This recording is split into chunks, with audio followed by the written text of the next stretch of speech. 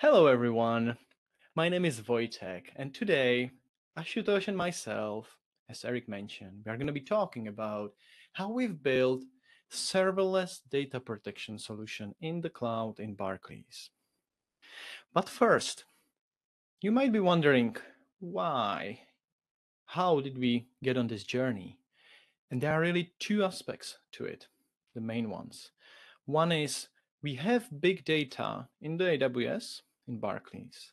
The second aspect is we don't want to store sensitive data in a clear text in the cloud.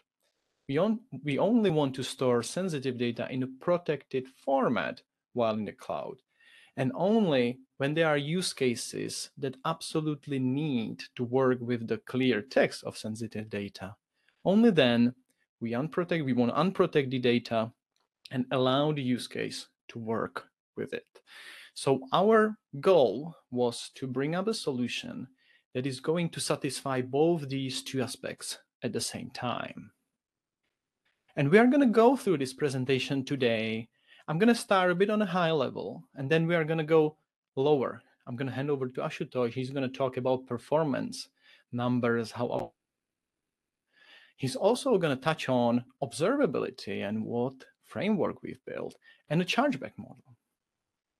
So let us get into it. First, starting with the architecture of the system. You're probably thinking, 1, 2, 3 lambdas. What's so hard about it? Let us put more meat on the bones, and we're going to tell you. So as you can see, the core of this architecture is around 3 lambdas. All 3 lambdas were given to us from a vendor. And all these 3 lambdas have the same responsibility, same duty. So you give it a data, and then you either ask for protection or unprotection. And if the actor who calls the lambda is entitled, they are gonna get the results back. The only difference between these 3 lambdas is the integration point. And you can already guess that the first one is gonna integrate with Amazon Athena. The middle one is going to integrate with Amazon Redshift. And the bottom one, we like to say it integrates with everything else. The bottom one is actually exposed as a REST API through API gateway. So any system that is able to call REST API can integrate with this point. When we talk about big data, the use case in this area is, for example, and we tested it, Ashutosh is going to talk more about it, is we built Glue Spark jobs that integrate with the bottom integration point. The first two, Athena and Redshift, they lean on the concept that is called AWS user-defined functions for Athena and for Redshift. And this concept is very straightforward, very user-friendly. So when you are in Athena or Redshift and you are composing your SQL query, somewhere in the beginning you define SQL function, you point it to Lambda, and then throughout your SQL query, you use the SQL function you define, similarly like you use average function, count, or sum. And Athena and Redshift, they do the heavy lifting for you. They get the data, they work out the batching, they work out the parallelism, they shoot it across towards the lambdas.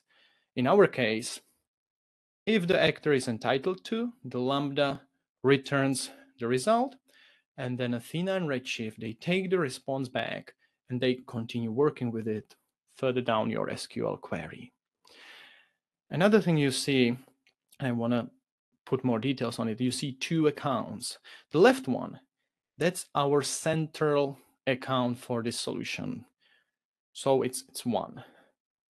The right-hand side, that's a representation of a use case account. And typically at Barclays, different use cases have different AWS accounts. So you can imagine the right-hand side, there's a multitude of AWS accounts that integrates with our central account. That may bring a question in your heads. Central versus federated. Did we think about it? How we thought about it? And it was one of the first questions we posed to ourselves, central or federated? purely technically speaking, we can take the 3 lambdas, each and every use case account. However, we aim towards the one central account because naturally this type of a system, the data protection system, is a sensitive system. So we saw benefits in security to put it in a one ring fence account that is much more simpler, straightforward to manage the accesses, to audit and to see what's going on. And this brings us into the topic of security. And I want to mention 2 main questions that we faced that we had to come up with solutions to. The reason for mentioning those 2 questions is because as we started unwrapping them, as we started doing POCs, we actually found out that the answer to those is much more involved. It's much more complex. So if any one of you gets on the same journey, you're going to likely face the same 2 questions. And we want to bring a point that it's not a one-day job, it's not a one-day POC. There's quite a heavy effort to answer those. I'm not going to bring up the exact solution simply because when we were actually coming up with the solution, we had to combine variables from AWS features. We had to take variables from how we adopt AWS inside Barclays. What is the account structure? What are the guardrails? What are the standards? Also the aspects of the vendor product. What are the aspects of features? So both these 2 solutions, they cut across. We took the puzzle pieces from all the 3 areas in order to compose the solutions to these questions. So unlikely you would be in the exactly same situation with exactly same variables, but you would very likely have the same questions if you build something like this. So that's why we want to mention it. The first question came up when we started putting the UDFs, Athena, Redshift together, and we saw when Athena and Redshift communicates with the UDF, they send a payload. The payload contains the data, and it also contains user's identity. User's identity is, in the terms of Athena, it's I am user or I am. In terms of Redshift, the user's identity is Redshift DB username. And that immediately brings a question of, are we 100% certain that this payload, which also contains user's identity, is crafted only by Athena or only by Redshift? That there's no third party or third-party code that can craft the same payload and specify the user's identity, that it's only Athena and only Redshift. As I mentioned, we had to cut across the areas, take the puzzle pieces to compose the solution, and we managed to successfully do that. And after we came with the answer, it actually brought up another question, which is sort of a bit more on the right of this picture. So given we have Athena and Redshift, we are 100% certain that only these 2 services can call the lambdas and compose the payload. The next question that came up was, are we 100% certain that when users and systems are logging into Athena or logging into Redshift, that there's no side paths, side channels, or side doors logging into the Athena Redshift outside of the recommended ones, the ones that they should use? Because if you think about it, once you are inside Athena or inside Redshift in terms of logging in, then the user identity propagate forward. So if there were any side channels, it would mean a big no-go for us for this solution. But fortunately, we reached into all 3 areas, pick the variables, pick the puzzle pieces, and we managed to come up with the solution to satisfy these 2 questions. This has been quite on a high level. Let me go deeper towards what Ashutosh is going to be talking about. On the left-hand side, you see 3 lambdas and you don't see any arrows going to any downstream systems. And this is on purpose to underpin that these 3 lambdas on a critical path when they do the protection or unprotection job. They don't need to go to any third system to verify or gather any information. And you are probably thinking similarly what we did. At the beginning, we thought, it sounds good, sounds beneficial. But it was only after we started performance testing that it opened our eyes and we found out it's not just good to have, it's absolutely crucial to have it. The reason why is when Ashutosh started performance testing Athena, he found out Athena is very good with parallelism. And Athena doesn't have a problem to spin up hundreds or even thousands of lambdas in an instant. So you can imagine if the lambda had to go on a critical path to some downstream system to check or gather something, suddenly the downstream system would be in a situation that, in 1 second, it may have 0 requests or just couple, and then the next second it has thousands requests. So that would possess a big risk of overload to that system, which can propagate to Lambda and can propagate to Athena and end with users seeing their SQLs being slow or timing out. So that's a very crucial point we found out. And with this being said, I'm going to hand over to Ashutosh, who's going to give you much more details about how we performance tested it. Over to you, Ashutosh. Thank you, Vojtech. I'll take over the screen sharing. Let me know if you can see the screen. Coming up, yes. Perfect. Yeah. All right. So before going into performance, I would like to talk about what Vojtech mentioned about the concurrency and how it is important. And also I would touch base on in my presentation later to why audit monitoring and chargeback framework was important for us. I'm Ashutosh.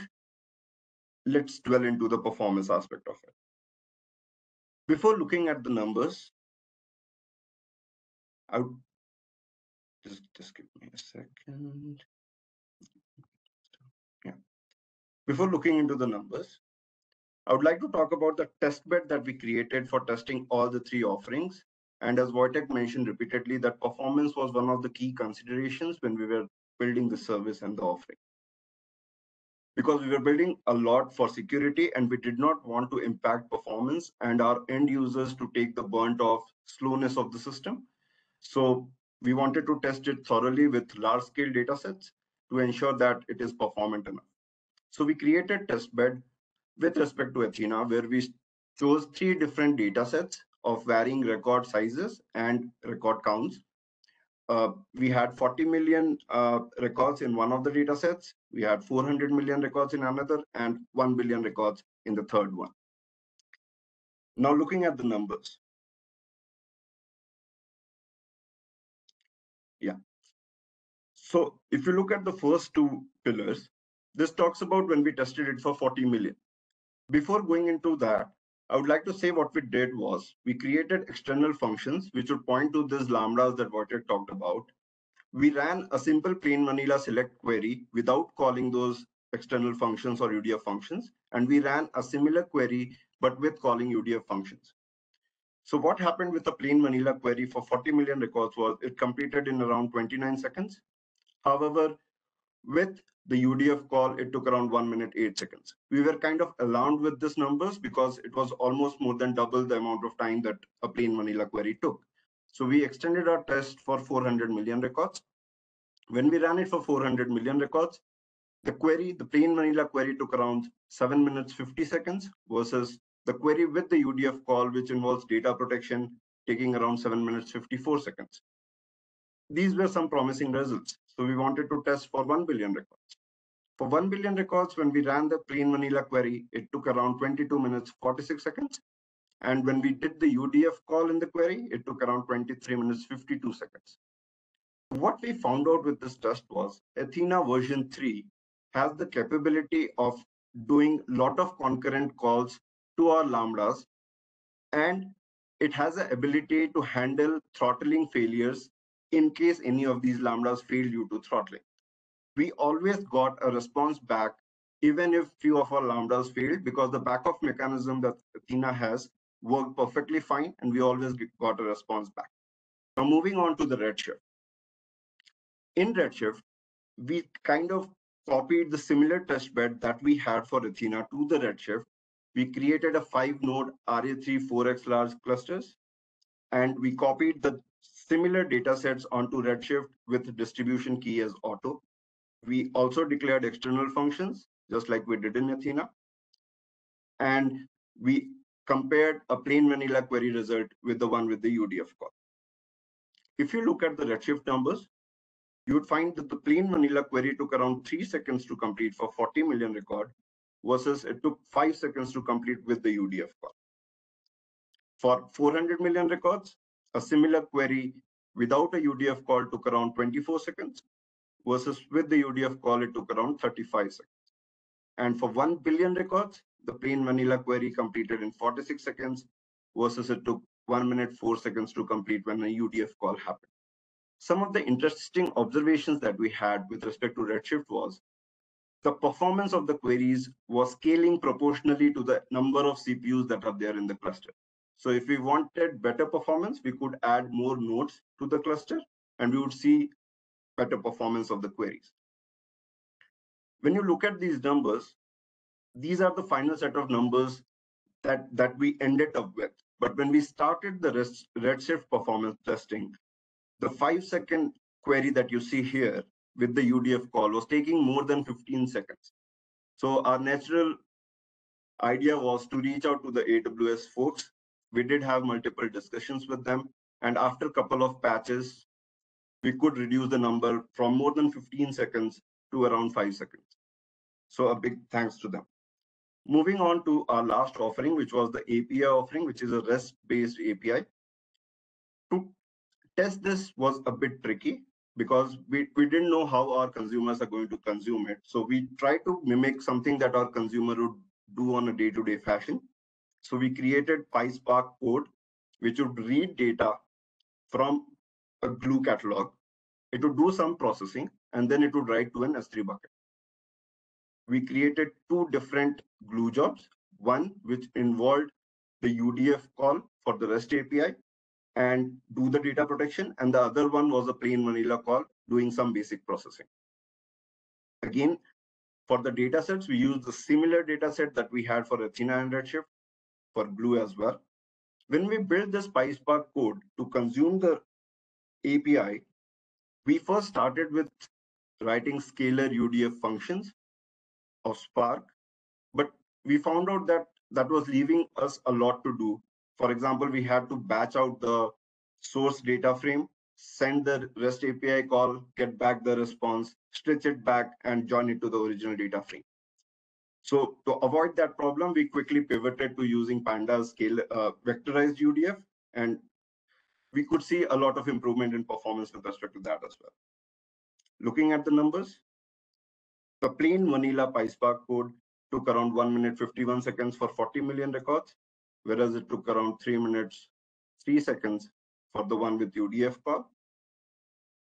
Similar test for 400 million was around 2 minutes 31 seconds versus 3 minutes 45 seconds.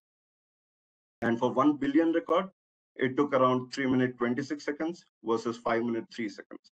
Having said that, we used 10 DPU worker nodes for this, and we could improve the performance if we used more number of DPUs. Also, just on the topic of Redshift, also I wanted to highlight that the performance scales linearly with the addition of nodes. Similarly, with respect to API, if we add more number of DPUs, we get better performance. Moving on to the next topic and the last one. This is about creating an audit, monitoring, and chargeback framework around this offering. As Vojtech mentioned, we decided to make this as a central offering, and a lot of tenants were going to subscribe to this. So at any point, we wanted to collect the trace of every request that is coming into the system, who is requesting it. That would help us with auditing in the future. We also wanted to monitor the health of the system so that we are ahead of the curve from our tenants in case there are any health related issues on these 3 offerings. We also created a chargeback model so that we can fairly distribute the cost across all the tenants based on their usage. So I'll quickly talk about what we did for the framework. Yeah. So if you look at this diagram, the 3 lambdas that you see here were the 3 lambdas that Vojtech talked about. What we do when these lambdas execute, we create log groups for it. We have a subscription filter, and we stream these logs through Kinesis data firehose to S3 buckets. We created a glue job which would read this data set from the logs and filter out the relevant information that we would require. It would write this data to an S3 bucket. We mount a Athena table on top of it, and that is used by our reporting engine to generate relevant reports. It could be monthly, weekly reports as well. We also ship these logs to the log aggregator, and we have added few alarms to ensure that a lot of critical matrices are within the threshold and they are not breaching any threshold. In case there are any breaches, we send it to our incident management systems. Now, what are the key matrices that we try to measure with this? With respect to audit, the key indicators that we wanted to store was which account was requesting for this service and which user has requested for the service. We also wanted to know how many records they processed as part of their request and what kind of operation they wanted to do. For example, whether it was a protect operation versus an unprotect operation, so that in future, if there is a need to go back and if a given tenant is asking for all the traceability of their account usage, we could bring that up. For the monitoring indicators, we wanted to monitor in case the lambdas are taking a lot of time to initialize. So we wanted to understand if there are cold starts happening in the system. So we kind of take into account those. In case there are throttling happening due to a lot of concurrent calls in the system, we wanted to have a metric and an alarm set for that, so that in case throttling happens, it gives our operation team an opportunity to do provision concurrency for those duration of interval. We also measure the number of concurrent executions that are happening at any point in the system. And in case any of these lambdas fail due to any technical reason or wrong user input, we wanted to have information on that and reported it back to our operations team. Last, but the most important aspect of it was how do we charge back our tenants and ensure that we are fair about the charge. So what we do is, depending on the requests that are coming from each of these tenants, we calculate the total bill duration that is happening for each of these tenants on any of these 3 lambdas. We also ensure if a tenant has requested for provision concurrency, we distribute that charge for those tenants for provision concurrency. And it also depends on the number of requests that we receive from each of these tenants. Now I'll hand it over to Vojtech to conclude. Thank you very much, Ashutosh. I would like to thank you first to the whole team, because even though there were just 2 of us, myself and Ashutosh, today, there was the whole team behind this success story. Then I would like to thank you to the AWS team who gave us the opportunity to share what we've learned to a wider audience. And last but not least, I would like to thank you to the audience, because I can imagine you must have 10 other activities competing for this time slot, but you decided to give your time to us. So thank you for that.